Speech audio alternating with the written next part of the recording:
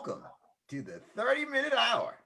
It's the weekly podcast where we discuss business, sports, politics, and whatever's on our mind. I'm your host, Eric Twiggs, your procrastination prevention partner. Joining me as always is my partner in crime. You know him as the super CEO, the business strategist extraordinaire, and all around good guy, Ted Fells. Man, whatever, man. You don't even want me to really be on the show, man. Every week I gotta ask for the Zoom link. I get everything else except the Zoom link. So I don't think you want me to be on here. Now you see three squares, ladies and gentlemen. You see three squares right there on your screen. Now there's one square that has challenges checking their Google Calendar. I'm not gonna say which square it is. It's one of the three squares. And that we're just gonna leave it at that. Ted, any comments to that or? Nope. All right. Well, I tell you.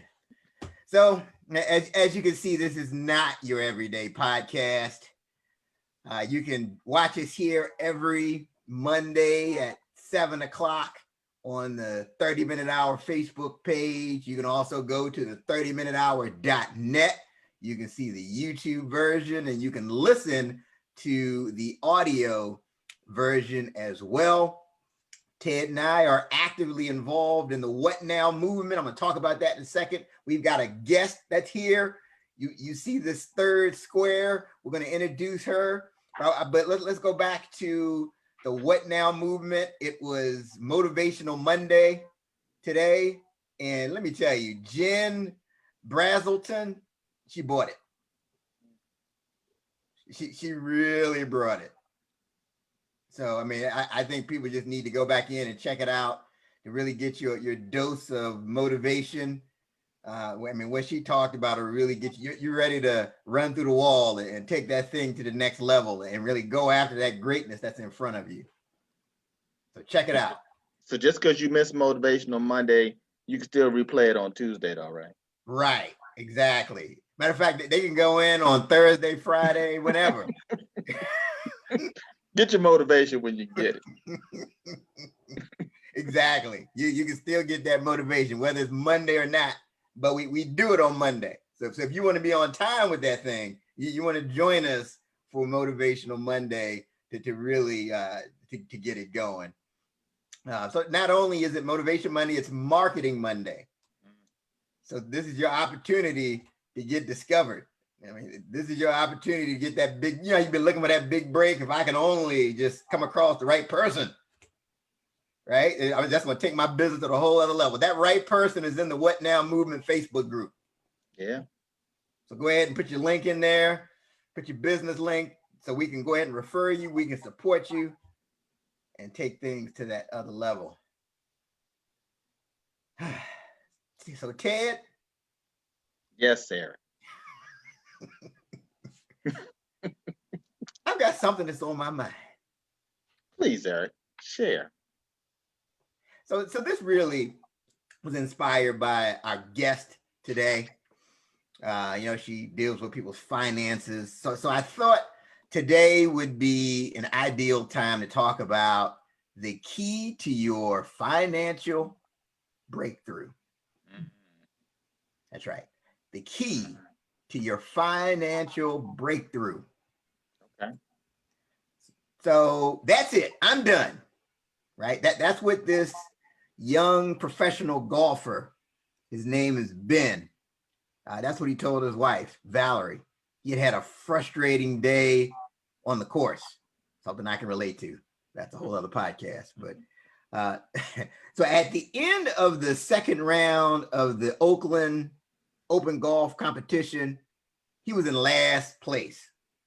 And to make matters worse, Ben and Valerie, his wife, they were down to their last $50. That's right. So Valerie sat him down with a calm tone and a voice, and she told him that he was a great golfer.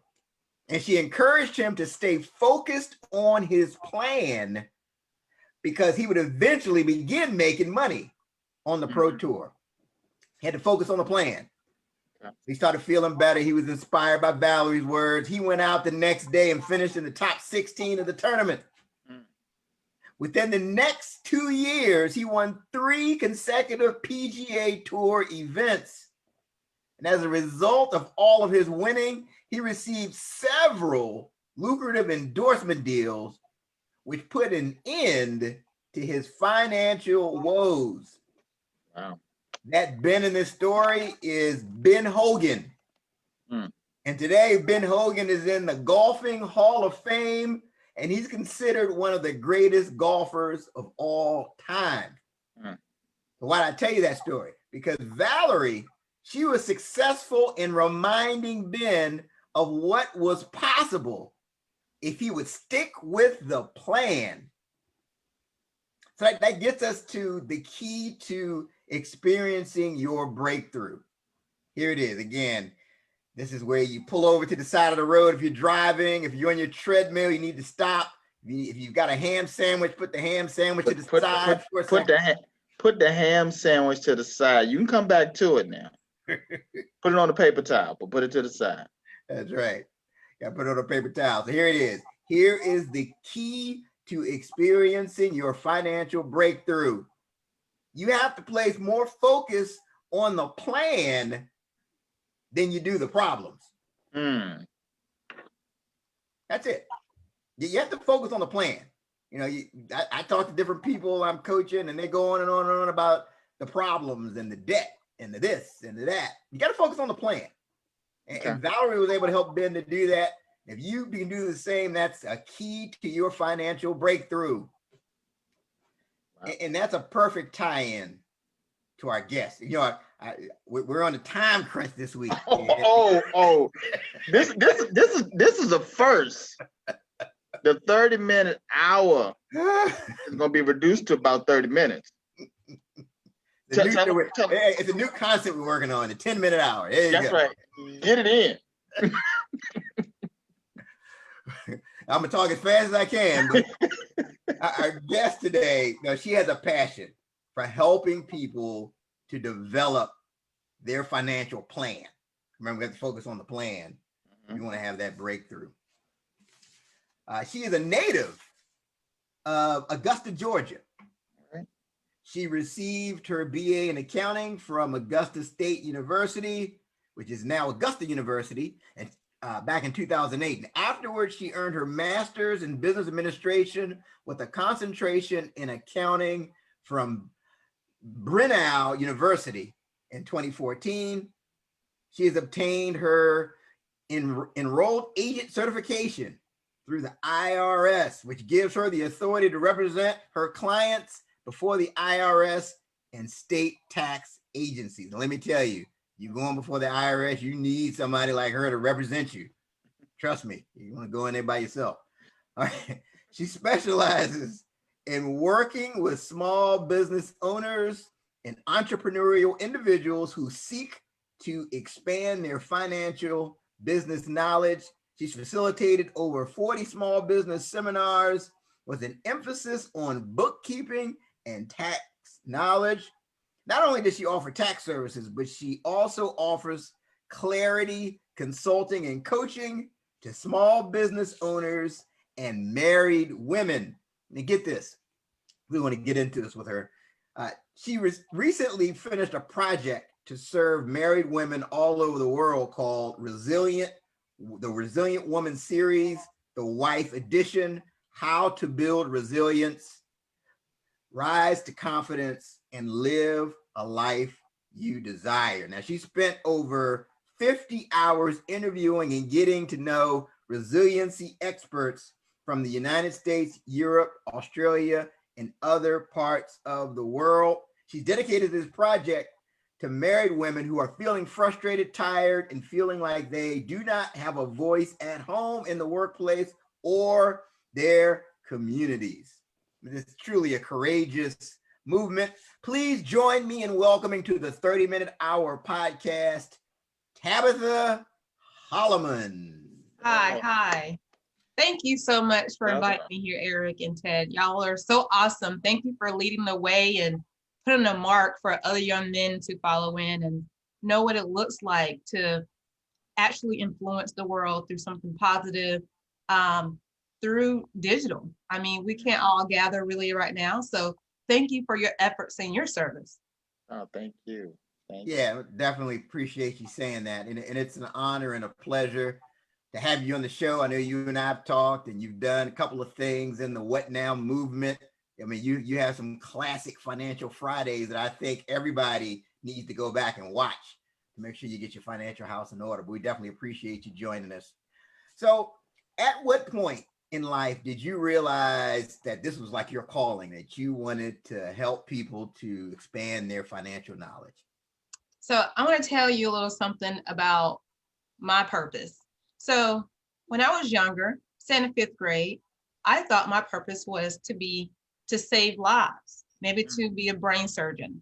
And then I quickly realized, well, that would include blood. And so that quickly changed the role of my destiny to say healthcare is not it.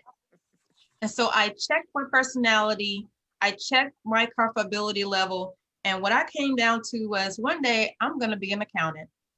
I didn't know why at that point, but that's what it was. So from 6th grade to 12th grade, I knew I was going to be an accountant, went straight into college with that declared field. So there was never any discussion about me changing, it being confused. And so the point of wanting to help people did not come until I was an intern in college for another accountant. And I saw that how much we were important to people's lives around the world, because we have, of course, United States tax laws, but then there's an international tax law that, I mean, I don't practice international tax law, but, you know, we're needed around the world so that the economies can work together. So that was the exciting thing about learning how businesses depended on their accountants so that they don't shut down. And I'll talk about later. I'll talk about it now. So according to statistics, small business owners make up at least 88% of the economy in the United States. Well, what I saw when I decided to open my own business was that business owners were being shut down, doors being closed because they did not understand either employment taxes, sales taxes, or just filing annual taxes altogether. And so I felt my purpose was I need to go out and educate these small business owners on what payroll taxes were, sales tax, estimated taxes, and what all of that entailed in being a business owner. So it was really them selling their products or services, but really getting in their back office to understand how that piece made the business run as well. That's awesome. And again, I mean, I just think, I mean, when you start dealing with those taxes, I'm sure Ted, as an entrepreneur, like here's the thing, like I've had a lot of clients tell me they were getting a tax audit. I have yet to have anybody tell me it went well, and oh yeah, that was like it's never a pleasant experience. And never go by yourself, like you read in my bio. Never, matter of fact, hire a CPA or enrolled agent. Yeah. So that they can actually sit in on the audit themselves, not you. You never want to be in the audit unless your professional tell you you're needed. If you're not needed, don't show up, because you're going to tell something that is going to incriminate yourself. Wow. So make sure you hire a professional to represent you during those tax audits. Now you said an enrolled agent? So what an enrolled agent is, it's a step, I'm not going to say it's a step below the CPA, but it's a different focus. So CPAs, they focus on 4 areas. That could be public accounting, like accounting itself, auditing, taxes, and there's one more area that they focus on. For an enrolled agent, we mainly focus on taxes. So our whole world 365 is taxes. It's not necessarily the bookkeeping, although we look at the bookkeeping during tax season, but our main focus is the tax law and how it changes monthly or annually. And of course, for this year, it's been changing almost monthly. So that's what we focus on. As an enrolled agent, I had to go through a 3 rigorous comprehensive test with the IRS, and it's all proctored. And man, you study for at least 200 hours for this particular exam on each section. So 3 sections. Section 1 is individual, section 2 is business, and third section is ethics. That's one thing we have to agree to, kind of like a lawyer. That's why it says representation, because we actually represent you, and we have to, really just give an oath to the IRS saying that we're going to hold up a code of ethics. Wow. Okay. So you have you're operating in your calling. You felt called to help these business owners, the 88% that you mentioned. But if you could go back to when you were in college at Augusta State, like knowing what you now know, what advice would you give to yourself? The biggest advice I would give myself is knowing now that having a master's degree, that costs a lot of money, knowing what I really wanted in 2008 when I got that bachelor's degree is to know that I wanted to focus on taxes and not all 4 areas of accounting, because I feel like I wasted some years and I wasted some money because I don't necessarily use my master's degree right now. I thought I wanted to climb that corporate ladder, which would include that master's degree to get the doctorate and everything. But how I'm helping entrepreneurs now and individuals, I could have just, left with that 4-year degree. Matter of fact, I didn't even have to have a degree because the tax industry is not regulated. But because I had someone to come to me and say, hey, do you really know what you're doing in this tax industry?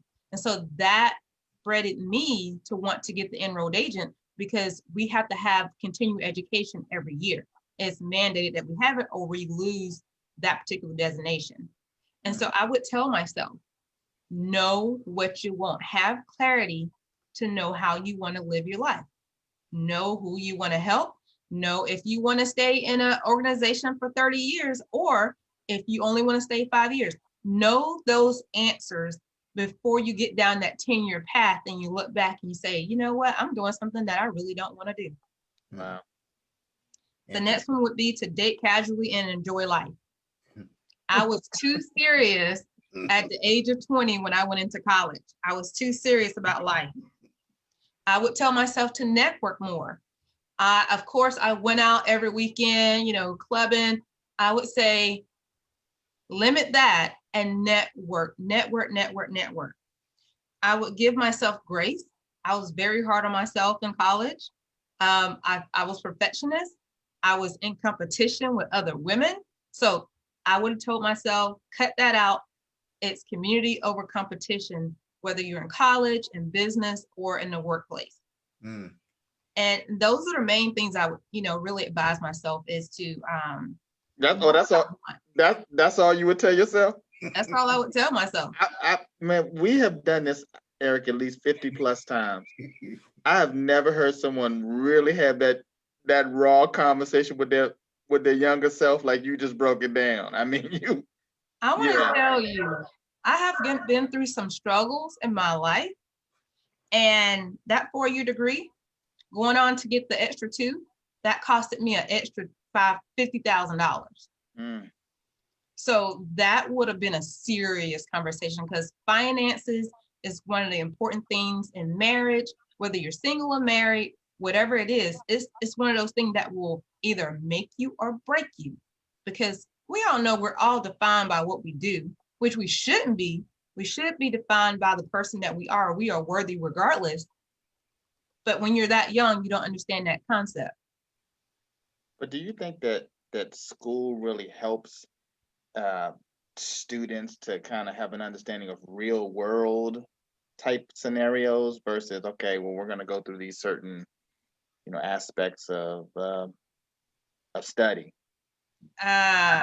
So I'm going to say yes and no. My yes is it prepared me to study for a rigorous exam. Okay. And of course, during that exam, there are the easy study guides, and then there's the more rigorous. Well, the fact that I had went to college, the language I understood was the more rigorous. And so it prepared me for terminology that I would not normally hear if I had not gone to college. Now, say if I wanted to become a CPA, get my doctorate and all that good stuff, those are terminologies I would have needed. And I still don't know what the next 20 years of my life are going to look like once all my kids are out the house. I may decide to go back to corporate. So yes, I am happy I went down that road, but I'm going to also say no, because there's a lot of individuals that prepare taxes that had never gone to college.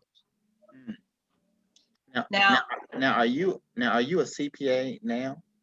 I'm not a CPA. Okay. The only thing that's stopping me from getting that designation is a couple of more hours under CPA and to actually take the exam. Okay. But like I said, my focus changed in 2012 when I realized that my focus was on taxes. And for me to get the enrolled agent, that was more important to me, because not only can I prepare taxes with a build of ethics, I can also represent the clients without, I didn't want to work for anybody anymore. I'm be honest, I did not want to work for someone. Right. I felt like my family was more important, my kids, my husband. And so I quit my full-time job in 2014 just for that reason. I don't need the CPA. And I love what I do. One day I may want to get my doctorate in order to, teach at a university level. So that'll be the only way I would ever go back to study for an exam, is to teach. Well, it's good that you share that, because I think a lot of times, business owners, individuals, when they hear taxes, they automatically think, are you a CPA? Right. And I always explain, hey, I know that the CPA designation is well known. And truth be told, the enrolled agent is a whole lot older than the CPA designation. It's just that people don't know about it. And so, as EAs, we tend to want to say, hey, we're out here. We're professionals. We do continuing education. Sometimes CPAs don't focus on taxes, and there's nothing wrong with that. They focus on bookkeeping, accounting, auditing, regulations, but they don't necessarily like or love taxes. So it sounds like it requires you to educate that business owner, that individual, kind of on the differences and really what's needed, and it may even be able to save them some dollars too. Right. Because they're regulated per state. We're regulated by the IRS. So we don't have to look for designations by the state. We pretty much can work all 50 states of the United States. Wow. So what, we're talking about like the planning kind of at the top. So we have entrepreneurs that are watching us right now. But what are some steps that basic things they can do just to kind of prepare for if there is an issue with taxes? What are some steps they can take? So steps that business owners and say contractors or entrepreneurial spirit individuals, I would say start with your bank account. Knowing that the worst thing you can do is commingle between your personal funds and your business funds. Those two entities have to stay separate. And that is so important because let's just say if you get sued or if the IRS audit you, they could confuse your personal finances as your business finances. And guess what? You're paying taxes on income twice. But you have the burden of proof to show that one is personal and one is business. And so always keep those separate. Never commingle. That's the biggest problem I see with small business owners is they commingle their income because they don't understand that there's a system. Every business owner should have a system in their back office. You should have a business bank account. That's like the number one thing that the IRS is looking for to determine if you're a business, because they could construe you for a hobbyist. Hobbyist activity is not the same as a business activity. Your business has to be ran as a business. Are you trying to make money? The IRS want you to make a profit so that you can pay taxes. A lot of, another problem I see is business owners wanting to take a loss in their business to take a tax benefit on their personal income. I want to warn you against that. Because if you're in business, there's a reason why it's called a trade or business. The IRS could reclassify your business as a hobby. They could take that back 5 years, 10 years, and guess what? Your tax liability will increase. And then you're going to have penalties and interest thrown on top of that. That's the biggest issue I see with small business owners. They listen to all these myths about starting businesses to lower your taxes. And of course, if you're going to do that, that takes a strategic, comprehensive planning with your financial advisor and your accountant, and maybe even your attorney, so that you can actually benefit and lower your tax liability. Wow. That's great information. Absolutely. I hope yeah, we're here. We're here with Tabitha Hollimon, and she's the tax expert here on the 30-Minute Hour podcast. I know quite a few of you are watching us right now. Feel free to put questions down, put comments, say hello, what have you, but definitely make sure you pay close attention to the advice she's giving. I mean, it can really save you a lot of heartache and headache. Tabitha trying to help you win. That's right. She's trying to help you win. The last thing I want to see is a business owner, even if you're a home-based business owner, you are a business owner. Yeah. I used to think of myself, oh, I come out here to my office. I'm not really a business owner, but guess what? I am. Even if you're at the table, the kitchen table, running your business, you are a business owner. Do not get it confused.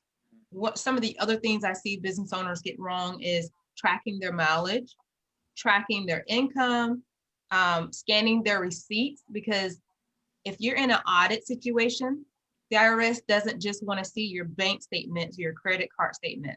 They want to see what was behind the transaction. Because if they saw Walmart on your bank statement, they could say, well, that was personal. We don't know what you purchased. So it's always important to either take a picture or scan your receipts. And if you have inventory, you want to scan everything that the vendor is giving to you so you can verify that if there's an audit situation. Other things that I see that business owners go wrong is choosing the wrong entity. You know, whether you're going to be a sole proprietor, a LLC, a partnership, S corporation, C corporation. A lot of business owners don't understand what those mean. They say, well, someone told me to become an S corp because then I don't have to pay estimated taxes. That is true in some instances, but the biggest thing is the IRS says, we've given you this designation as an S corp so that you will pay yourself a salary. So guess what?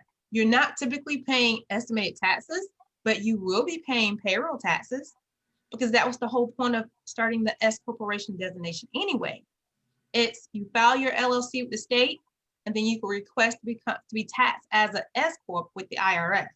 Now that's a beautiful thing, because I know a lot of times small business owners, they want to apply to buy a home, they want to apply for business loans, and if you don't have that W-2, it sometimes can be difficult to prove your income with just the income statement and the balance sheet, especially if you're a small business owner. So knowing what entity type your business should be, it really, the determining factors are your income, like how much gross receipts you brought in. I typically don't tell my clients to become an S corp until they're making at least $80,000 to $100,000 in gross profits. Typically, you hire your first employee if you're making over $100,000, because sometimes if you do it under, then you're gonna be paying out more than you're making, and it's not gonna make sense financially. So there's scenarios that you can do across the board if you're a sole proprietor, if you're S corp or a C corp, and you can see the differences of how the thread will play out between all three of those. All right. And you're the owner of Virtual Tax and Consulting LLC and Silver Lining Strategies. So how would you describe your ideal client? So my ideal client would be for the virtual tax consulting business. The ideal clients are startups, the creative industry.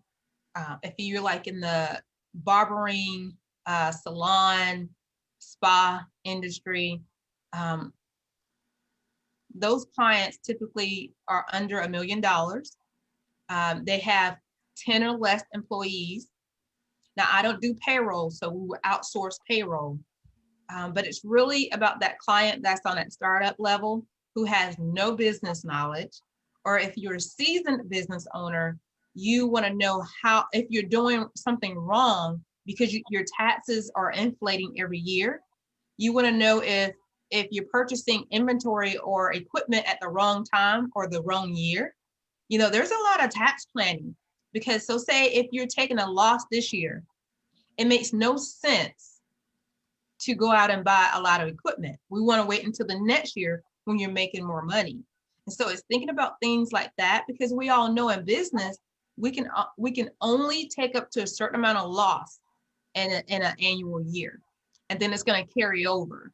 And so we want to be careful about the carryover, because what if you decide to sell your business or shut down the business, then you don't get those benefits. And so we want to make sure we're planning each year. Even if you have a 5-year projection plan for your tax planning, that's the most important thing, is knowing what you're expecting. And that helps you, like Eric said, planning is key. And so focus on the plan, like Eric said, and know that you have to plan every area of your business, not just social media, not just advertising, but tax planning. I cannot tell you how deep you need to be with your taxes and your business functions as far as bookkeeping. Awesome. And then for silver lining strategies, that ideal client is a married woman who's feeling frustrated. She's feeling like she's not being heard in her marriage. And I know it's kind of crazy how those two purposes seem so different, but I want to tell you they're not, because in all of your life, you should have clarity. And knowing that if you're frustrated in your marriage or in your parenting activities, if you're feeling overwhelmed or if you feel like your life is out of balance, then you need clarity. You need to reflect on the life that you have been living and look towards the future to know what you desire, because that's what I did in 2014. I no longer desired to work for someone. I wanted to work for myself. I had to be clear about that. That vision first came in 2012. And so I just didn't up and leave my job. I planned from 2012 until 2014. December 31st of 14, I was off the job. So we have to know, whether it's in our personal lives or in business, what we want. And what we want can change. I want to let you know it's okay that, I'm okay that I have my master's degree and I don't work in a corporate office making $200,000. I'm okay with that, because what I desire also, besides owning a business, is spending time with my kids, and I dictate that time, no one else. I don't have to check in with a boss and say, I need to go see my child at school or something. So that's what I desire. And of course, there are women who desire to work that 60-hour week so she can make it to the top.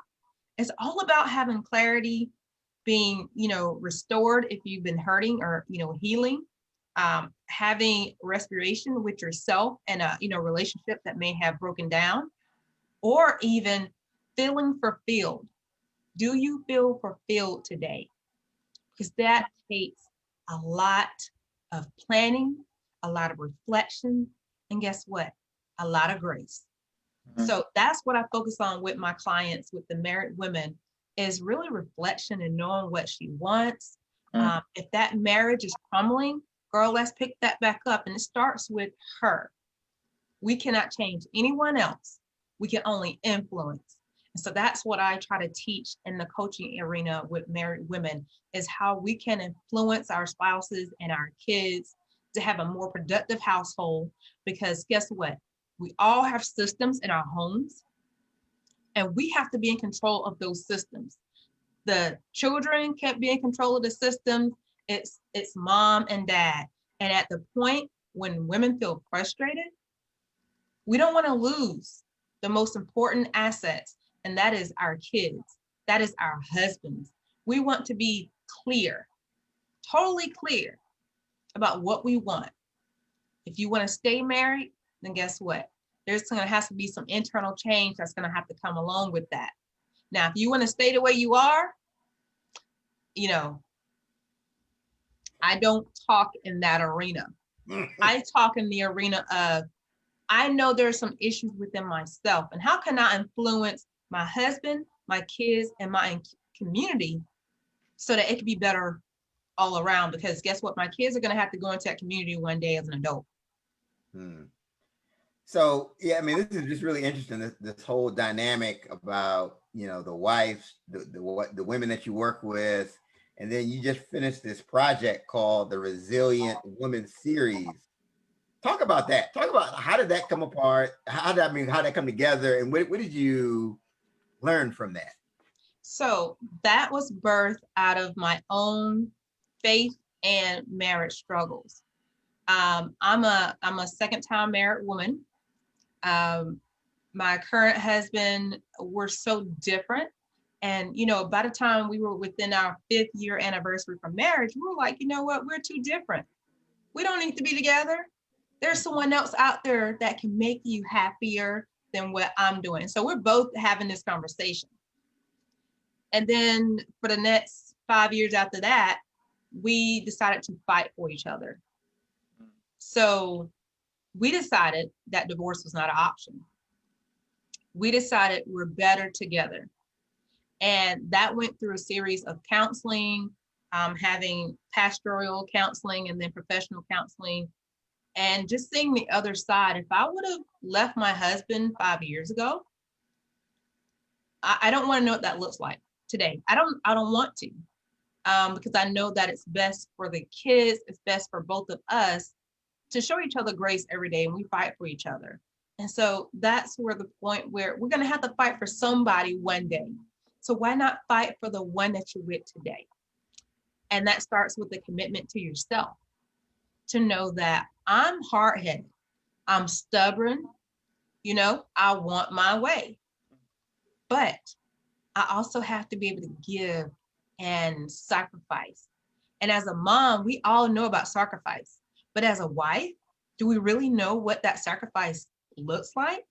What being submissive, ooh, dirty word, submissive to our husbands, being submissive to the Lord. And I mean, just being, if you're not of faith, hey, that's totally fine.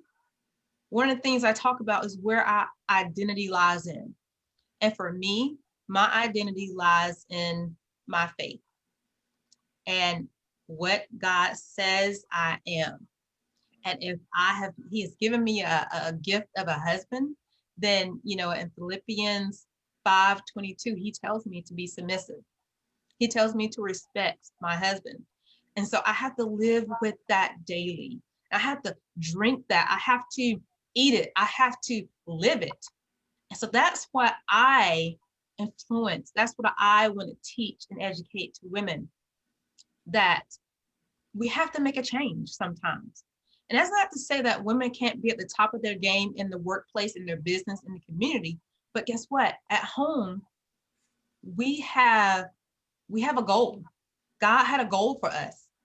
He has the provision to say, daughter, you can do this. I got you. You know, we just have to be able to submit to him, rely on him, and not take things in our own hands and in our own power. So guess what? We're going to fail. And we don't want that to be the vision of our kids. It's okay to fail in some things. But in my opinion, in marriage, that's like the dragon's fire of life, because I've been through it, and it is hard and it hunts you sometimes, depending on what that situation was. So for me to fight for this marriage was most important to me. It like I said, if I'd have left 5 years ago, I don't want to know what that looked like, because right now that looks like death to me. Today I know I'm alive. And so between me and my husband, we're like the best of friends. We still struggle, but that's only because we're hard-headed and we're now 100% submitting to each other. And so that's the key to a great marriage, is submitting to each other. Yeah, and I know our time is short, so I don't want to go too far off on this, but it's like a lot of things. You think that okay, it's just love, everything's gonna work, but you have to really be intentional. You have to, that feeling passes, right? Right. Just like with anything, like even with a business. I'm sure when you start a business, you think, oh, this is great, oh man, but it's work, like anything. Right. I think you Right. have to will yourself to get through the tough times. That's right. You have to be intentional, like you said, and you have to have the planning. I Yep. know it sounds not sexy to say you have to plan things out in your marriage, but unfortunately, you have to. You have kids, and so that takes planning because they can't have all your time. The biggest lesson I learned was I'm not a mom first, I'm a wife first. Mm. But I was a mom first. I was not married when I had my first child. So that was really difficult to pivot over to being a wife first. Because guess what? One day those kids are going to be gone, living their happy life. And then you're sitting here miserable or thinking what life could have been like if, shoulda, woulda, coulda. Mm. And we don't want to live in the coulda, shoulda, woulda world. We want to live in the do world, not just talk, but do. And so knowing what you desire in your life is the most important thing to have clarity. And that is today, that's tomorrow, and that's 5 years from now, 10 years from now. And guess what? All that can change. But knowing what you want in life is the most important thing. Excellent. Excellent. Hmm. So how can our followers best connect with you? So Eric, I don't know why you put that little list of your little questions together, because we should just let this thing just start rolling from the beginning, because Tabitha in here breaking it down. So I know your little question. She's like, we just gonna get through about 2 of these, and I'm just gonna go ahead and dig into this. So she is breaking it down. And so, that's what inspired the project was my own marriage problems. I know the other side now.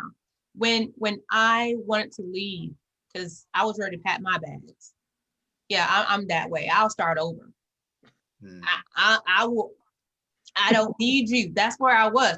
I don't need you. Hmm. I've done this before. My mom left my dad. She made it, so I can make it too.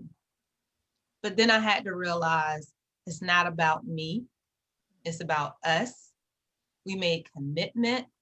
We might as well as cut our fingers and called ourselves, sister and brother, because that's what the bond is about. We don't like each other every day, but you better know that next day, new grace. I'm forgiven, you're forgiven. There's nothing that we're going to go back to the past and brawl up today, because we're still trying to make a life for tomorrow. And I had to like him in 20 years. And so guess what? I'm going to work at that. We're going to date. We're going to laugh together. We're going to cook together, all the good things that you would do with your best friend. Mm. That's what it's about. And I'm glad you're talking about this, Yes. because I think sometimes people miss that this is all, it's so easy to have tunnel vision, right? You have a business. I want to get to the top of this corporate ladder. I want to, make X next money, but everything works together, and it's a balance is so important. And because it's definitely going to have a negative impact on your business plans if your personal life is out of order. Right, definitely. It's nothing like when I was in business when we were probably going to divorce. Mm-hmm. And I was like, man, what have I got myself into? Like, I can't do this and be a single mom. And of course, there are many women who are single moms and carry on a business. Yeah. But I didn't want that for my life. Yeah. And so I knew that would have been a struggle for me, because I desired to be married. I desired to have my family together, because I believe for both sides of our families, marriage is not one that stays together on, from my family history, his family history. And so we wanted to do something different. So we decided to start from square zero with our parenting, with our marriage. We're not going to take so much stuff from our parents. We're going to start at square zero. And what is our family banner? in the Bible where it talks about Moses and they're in the battle with I believe some mites, one of those mites. And God says, as long as you hold up your banner, you will be successful. But as soon as that banner came down, they were losing, and they helped, Aaron and one of the other followers helped him lift that banner up. Yeah. They won. Mm-hmm. And so going through a Bible study, what do we want our banner to be? I want my banner to be strong. My family, I want it to be strong. And if we can influence that in so many other families, I believe our world would be totally different. The systems in the homes would be totally different. Excellent. Yeah, I mean, this has been an awesome episode. Yeah. So at this point, we're going to go around the horn, right? So this is the part. This is actually Tabitha. This is Ted's favorite part. Tabitha, this is my least favorite part and especially because I always have to go after the gas, and I can already tell. I mean, you just been dropping normally folk drop some nuggets. You just been dropping boulders all the show. So it's on you. Okay, so if I could leave the viewers with anything, it's committing to displaying gratitude. I know for my life, I thought I was giving gratitude, but I was actually not. I was living a selfish life that tears down. That was one of the evils that I battled with in my marriage, even in the workplace, because I was living a lie. So living with gratitude will help you not live that life of a lie. I lived a life that was not me for 10, 15 years. And I finally discovered who I was and where I'm comfortable. It's not the polish. It's not, the envy of other women. It's not the Joneses. It's not all of this stuff. It's giving the gratitude to know that who you are is enough. That's number one. Number two, know where your identity lies. This is in your personal life. Know what is true. Where do you identify in? Is it the weather? Is it, how to leave? Whatever it is, know what it is so you can have that clarity. And in business, most times this is your mission and your vision. So knowing who you serve, how you're gonna serve, being okay to say no to what is not for you in personal life and business. Make no your best friend and make it a complete sentence. I've heard that time and time again this year. Make no a complete sentence. Plain and simple. Because if you're not healthy and you're trying to do everything, yes, that was me. I'm the do-it-all. I'm a yes, yes, yes, yes, yes. And my calendar used to not have any spaces because if I felt like if it had spaces, then I wasn't doing enough. Be the no person. Third, self-care. Like I know everybody's talking about self-care, but I want to tell you, having that calendar where there was no white space, I've ended up in a hospital multiple times. So knowing your limits. I know people say God won't, lace whatever you can't bear. Where is that in the Bible? But yeah, I'm the one to tell you, God will put you down and tell you you're doing too much. So quick story. This morning, I was trying to tell my husband, I said, you know what? I've been so tired and I feel like I need to take stuff off my plate. And he's like, oh, just pray to God for strength. And I was like, oh no, I'm gonna pray to God to tell me what to take off my plate. Because guess what? I got a healthy for my kids, this house. And if he want a crazy wife, I'm gonna keep the full plate. But see, I know that through heredity, through my descendants, there have been mental health issues. And if we don't commit to self-care, I could end up in an institution. And that ain't happening. And I don't want that for anyone, for any woman nor man. So know how to pray. Lastly, know what's going on in your finances, regardless of who is in control of it. Business owners, if you hire a professional to do your bookkeeping, it is still your responsibility to know what the numbers mean, to know where your money is going and what money is coming in. I don't care who is monitoring it. It is your responsibility. Because at the end of the day, if you get audited, yes, your accountant may have some responsibilities, but it mainly falls back on you. So know what's going on in your business. Know if someone is taking your money, whether that's personal or business. Know your finances. Reconcile everything that is contained into your financial planning, your financial business. Just reconcile everything. Make sense of everything. Ask questions. That's another one for you. Ask questions. That's awesome. That's great advice. Hopefully our followers are taking that to heart. You address both the personal and the financial side. I think that's key. No pressure, Ted. Oh no, it's no pressure because I'm not even gonna try to follow that. She had a 3-pronged last statement. Exclamation point. I mean, she broke it all down, so I'm not even gonna try, Eric. I defer. I pass to you. Oh man. So Tabitha, tell the folks how they can connect with you.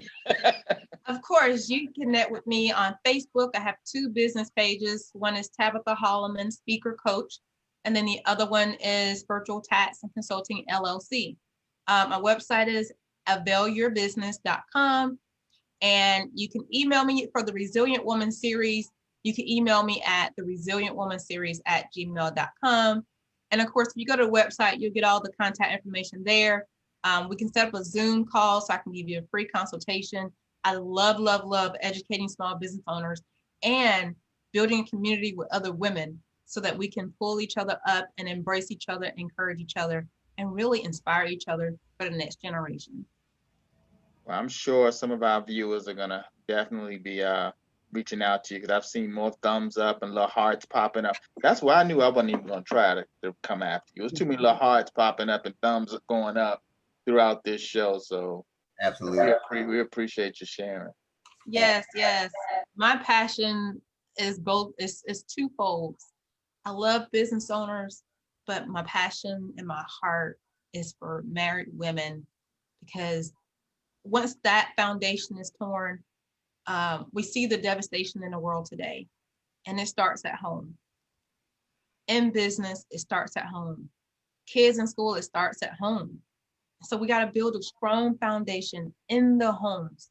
Get that system. Know your family banner. When someone sees a Holliman, they know. They know they parent, that girl parent don't play. They know. And that's the same with where you work, in your business, whatever the system, the name that you're building, people are going to look at that. And I look at my business like somebody's going to look at my kids. Awesome. Well, Tabitha, again, it's been a pleasure having you on the show. I thank you for all the stuff you shared. I mean, not just hitting the business side of it, but again, just the personal things, and just wisdom for marriage and everything else in life. And the big takeaway is plan. Yes. You have things you want to do, but you better have a plan. Don't just go out there all willy-nilly. That's right.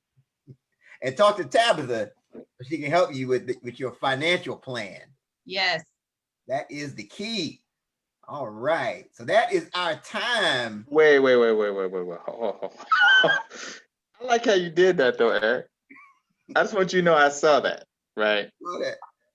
So I decided I wasn't going to go after Tabitha. And I put it out there. I said, you know what? I can't follow that. And you did the same thing, but you didn't say, I'm not going to follow it. You just kind of shut the show down. That's what you can do when you're the host. Because you can just shut it down. Like you say, well, Ted not going, I'm not going to go either. Is that what happened?